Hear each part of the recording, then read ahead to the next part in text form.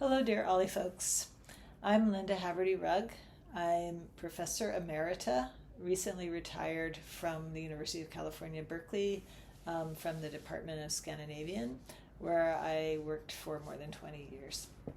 And I'm also a frequent OLLI instructor, and I'm glad to be back with you.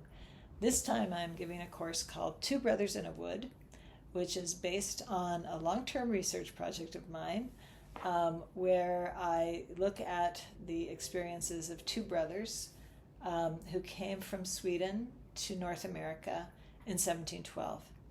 The course examines both my research process, how I found out about these brothers, how I researched them, the questions I was able to find answers to, and the ones I wasn't able to find answers to.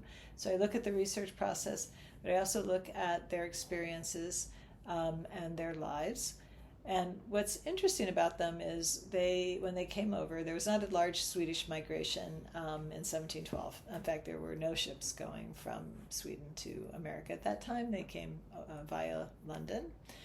They came to a British colony as Swedes. And the painter came to make his career as a portrait painter. He was the first portrait painter in the Middle Colonies, so he's quite well known in art history. And the other brother, the older brother, was a pastor, and he had been sent over by his bishop in Sweden to take care of some congregations along the Delaware River Valley. A little known fact of American history is that there was, alongside New England and New France and New Spain, there was a New Sweden.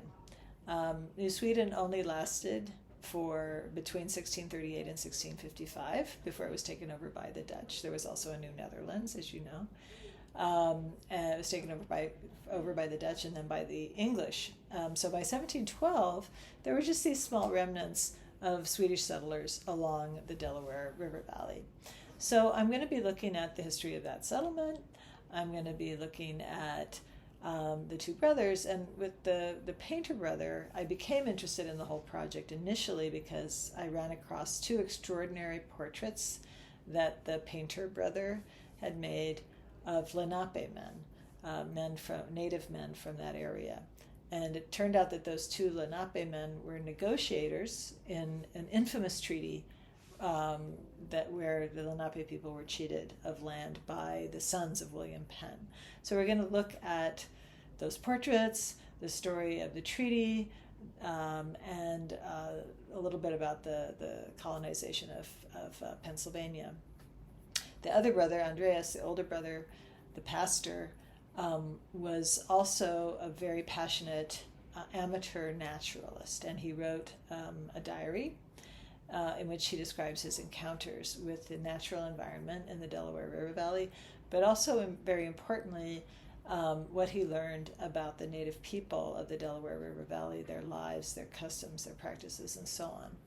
So it's a very important document. And I'm interested in these two brothers for what they can tell us about an individual's experience of becoming a settler colonist. That's sort of the overarching issue that I'm interested in trying to deal with. What does it mean to come to America as a settler colonist? What does that do to your life views? What do you modify about who you are? So that's the basic premise of the course. There's a lot packed in there. I hope you would find it enlivening and interesting and educational as I have. And so I look forward to seeing you virtually in the OLLI classroom. Thank you.